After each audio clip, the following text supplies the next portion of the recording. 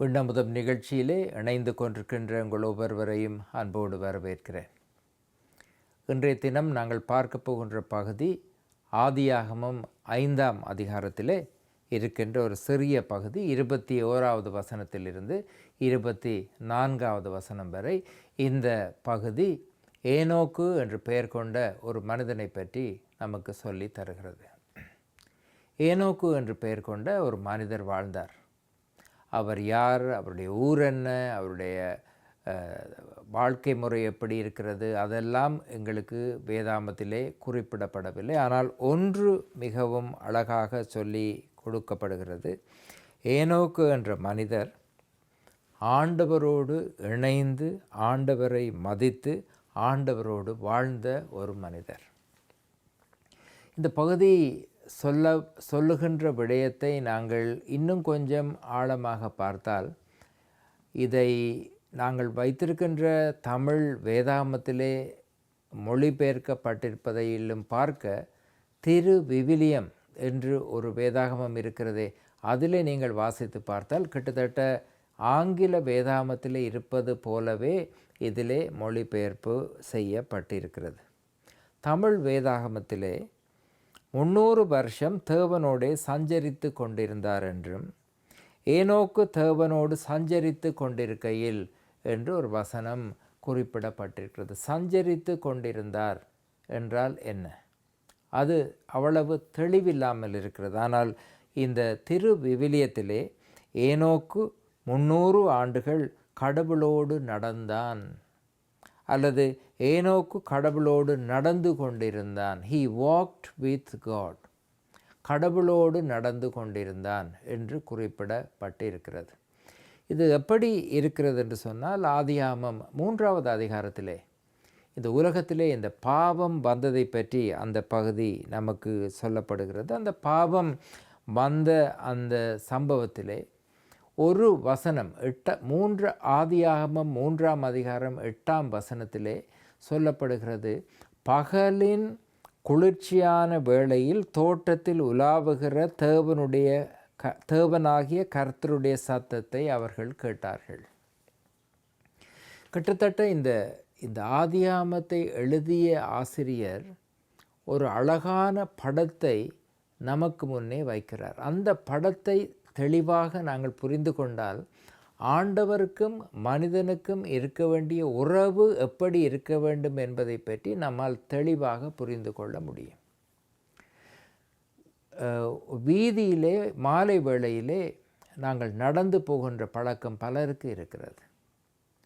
ஒருவேளை நான் உடல் சுகமாக இருக்க வேண்டும் என்பதற்காக பலர் நேரம் எடுத்து ஒவ்வொரு நாளும் மாலை நேரங்களிலே வேலையை முடிந்து வீடு வந்ததும் ஒரு அரை மணி நேரம் 45 நிமிடம் நடப்பதற்காக போவார்கள்.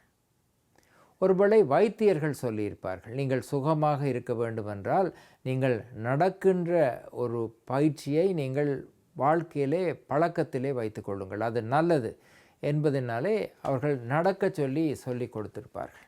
ஆனால் தனியாக நடந்து போவது என்பது ஒரு நல்ல அனுபவம் கிடையாது. என்ன செய்வது? நடந்து டாக்டர் நடக்க சொன்னாரே என்பதற்காக அப்படி நடந்து போவது. ஆகவே பலர் என்ன செய்வார்கள், பக்கத்து வீட்டிலே ஒரு நண்பர் இருந்தால் அல்லது தெரிந்த ஒருவர் இருந்தால், நான் ஒவ்வொரு நாளும் மாலை வேளையிலே நடக்கப் போகிறேன், வாருங்களேன் 2 பேரும் சேர்ந்து நடந்து போகலாம் என்று சொல்லி கூப்பிடுவார்கள். ஆகவே அவர்கள் 2 பேரும் நடந்து ஒரு அரை மணி நேரமோ 45 மணி நேரமோ அவர்கள் நடந்து போனால், அவர்கள் போகிற நேரத்திலே அவர்கள் எல்லா காரியங்களை பற்றியும் பேசுவார்கள். தாங்கள் வேலை செய்கிற இடத்தில் என்ன நடந்ததென்றோ, அல்லது குடும்பத்தில் என்ன நடந்ததென்றோ, நண்பர்களுக்கிடையில் என்ன நடந்ததென்றோ, தாங்கள் சந்தித்த நல்ல அனுபவம் என்றோ, தாங்கள் காரிலே போகின்ற போது என்னதை கண்டார்கள் என்றோ, தாங்கள் வாழ்க்கையில் என்ன திட்டங்களை வைத்திருக்கிறார்கள் என்றோ, அதிலே இந்த காரியங்களைத்தான் பேச வேண்டும், இந்த காரியங்களை பேசக்கூடாது என்று எந்த தடையும் கிடையாது. எல்லா காரியங்களையும் பற்றி பேசிக்கொண்டு போவார்கள். அதன் அடையாளம் என்னவென்றால் அவர்கள் இருவருக்கும் இடையிலே இருந்த நட்பு. அந்த நட்பு தான் ஒருவர் மற்றவரிடத்திலே தன்னை பற்றியும் மற்றவர் அவரிடத்திலே தன்னை பற்றியும் சொல்லுவதற்கு காரணமாக இருக்கிறது.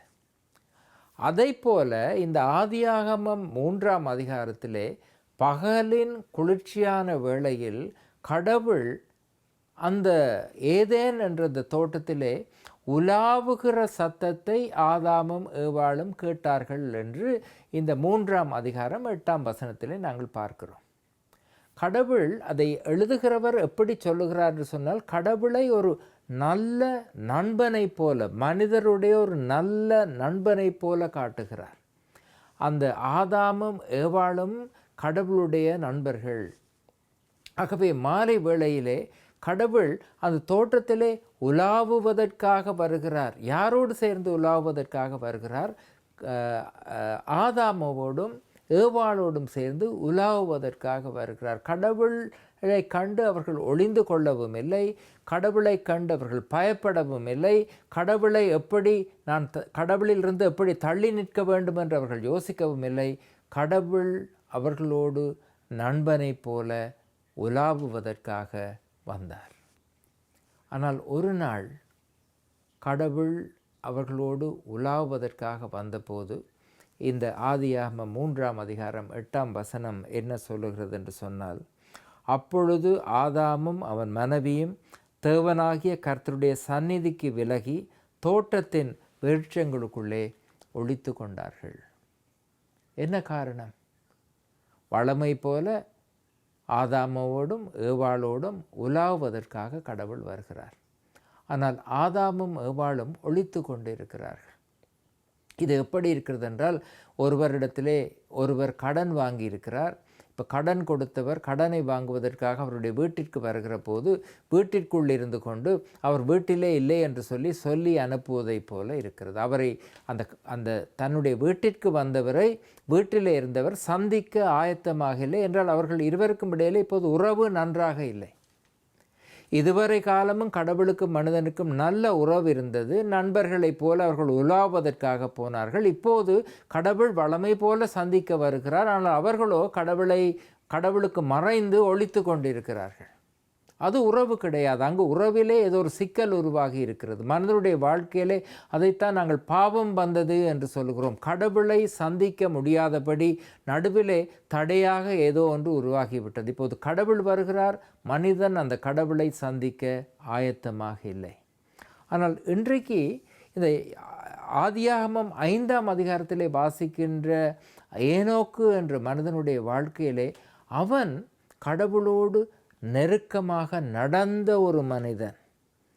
எப்படி ஏனோக்கு 300 ஆண்டுகள் கடவுளோடு நடந்தான். ஏனோக்கு கடவுளோடு நடந்து கொண்டான். அதை நேரடியாக பார்த்தால் கடவுளும் ஏனோக்கும் நண்பர்களைப் போல வாழ்ந்தார்கள், ஒன்றாக உறவாடினார்கள். அதிலே என்ன வித்தியாசம்? அவர்களுக்கு இடையிலே இருந்த எல்லா காரியங்களையும் ஒளிவு மறைவு இல்லாமல் அவர்கள் இருவரும் பேசிக்கொண்டார்கள். கடவுளும் மனிதனும் நன்றாக உறவுள்ளவனாக வாழ்ந்ததினாலே இந்த பகுதி சொல்லுகிறது, ஒரு நாள் கடவுளோடு வாழ்வதற்காக ஏனோக்கை கடவுள் எடுத்துக்கொண்டார். அந்த மனிதன் இறந்து போகவில்லை. கடவுளோடு ஐக்கியப்பட அவன் இந்த உலகத்தை விட்டு மறைந்து போய்விட்டான் என்று சொல்லி இந்த வேதாகமம் நமக்கு சொல்லித் தருகிறது. கடவுளோடு வாழுகின்ற வாழ்க்கை, கடவுளோடு உறவு வைத்திருக்கின்ற வாழ்க்கை ஏனோக்கு வாழ்ந்த வாழ்க்கை. அல்லது இன்னொரு மனிதரை பற்றி பேசுவதாக இருந்தால் வேதாகமத்தில் யோபு என்ற ஒரு மனிதருடைய புத்தகம் இருக்கிறது. யோபு 1ஆம் அதிகாரம் 8ஆம் அதிகாரத்திலே அழகான வசனம் இருக்கிறது. கர்த்தர் சாத்தானை நோக்கி, என் தாசனாகிய யோபின் மேல் கவனம் வைத்தாயோ? உத்தமனும் சன்மார்க்கனும் தேவனுக்கு பயந்து பொல்லாப்புக்கு விலகுறவனுமாகிய அவனைப் போல பூமியில் ஒருவனும் இல்லை என்றார். நம்மை பார்த்து கடவுள் நாம் வாழ்கின்ற வாழ்க்கையிலே நம்மை பார்த்து ஒரு சாட்சியாக இப்படி சொல்ல முடியுமா? இதுதான் நமக்கு முன்னே வைக்கப்படுகின்ற கேள்வி. கடவுளோடு இணைந்து உறவு கொண்டு வாழுகின்ற மக்களா நாங்கள் ஆலயத்துக்கு போகிறது அந்த உறவை கொண்டு வராது. அது வேதாமத்தை வாசிப்பதோ, ஜெபிப்பதோ, சமய அனுஷ்டானங்களை செய்வதோ, ஒழுங்காக நான் உபவாசம் இருப்பதோ அந்த உறவை கொண்டு வராது.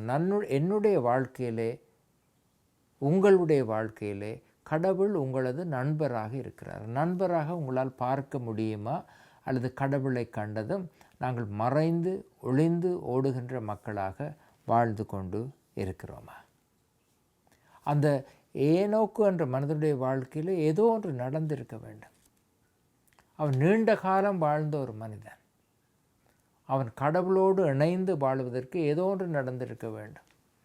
அவன் ஒழுங்காக கோயிலுக்கு போனான் என்றோ, ஒழுங்காக காரியங்களை செய்தான் என்றோ இங்கே சொல்லப்படவில்லை. அவன் கடவுளோடு நடந்து கொண்டு இருந்தான். அந்த நடந்து கொண்டு இருக்கின்ற வாழ்க்கை நாம் எல்லோருக்கும் முன்னே வைக்கப்படுகின்ற ஒரு சவால். நம்முடைய வாழ்க்கையிலே நாங்கள் எத்தனையோ காரியங்களை செய்கிறோம். நாங்கள் பக்தியாக வாழ வேண்டும் என்று நாங்கள் நினைக்கிறோம்.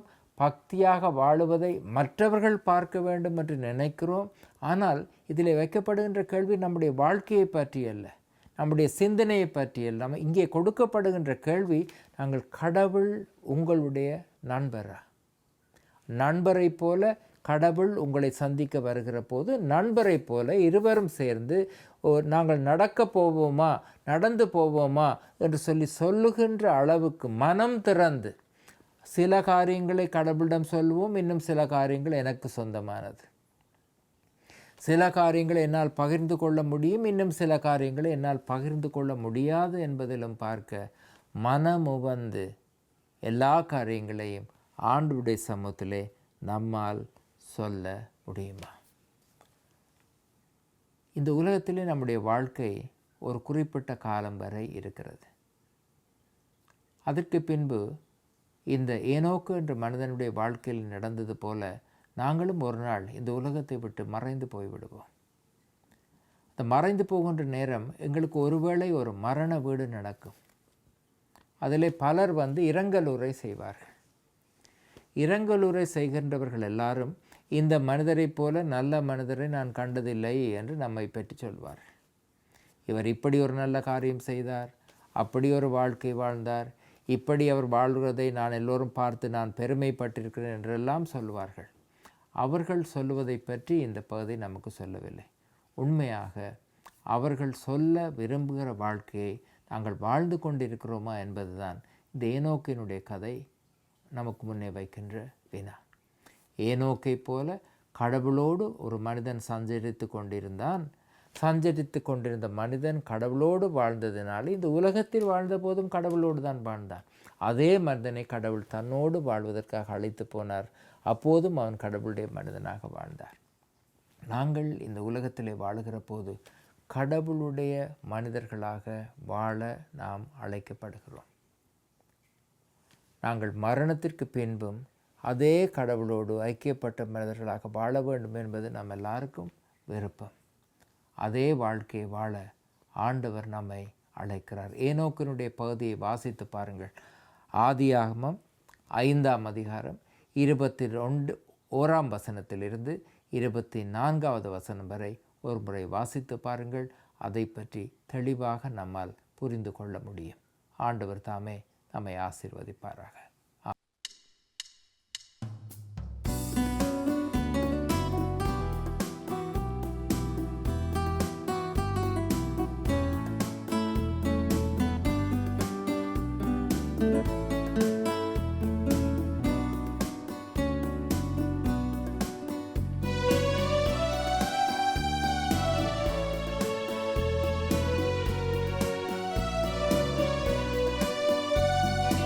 இதயம்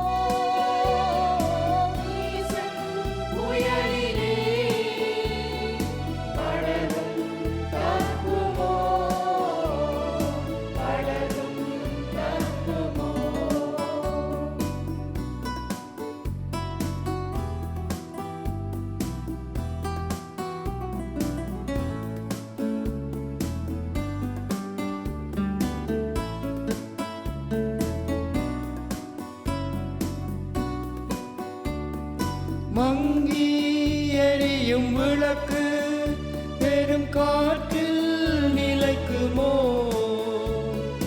மங்கி எரியும் விளக்கு பெரும் காற்றில் நிலைக்குமோ? உடைந்த உள்ளமும் ஒன்று சேருமோ? உடைந்த உள்ளமும் ஒன்று சேருமோ? ஒன்று சேருமோ?